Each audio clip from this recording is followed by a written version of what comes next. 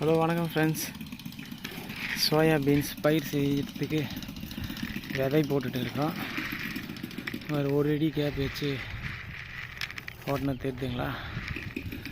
ஒரு அடி கேப் வச்சு போட்டுட்டு இருக்கோம். 6 இன்ச்சுக்கு 2 விதை, 6 அடிக்கு 2 விதை போட்டுட்டு இருக்கோம். மொதல் இப்போ தான் பயிர் செய்கிறோம். பார்ப்போம் எப்படி விளையுதுன்னு. நம்ம ஃப்ரெண்டு தம்பிராஜா வண்டி ஓட்டிகிட்டு இருக்கார், சீடரு.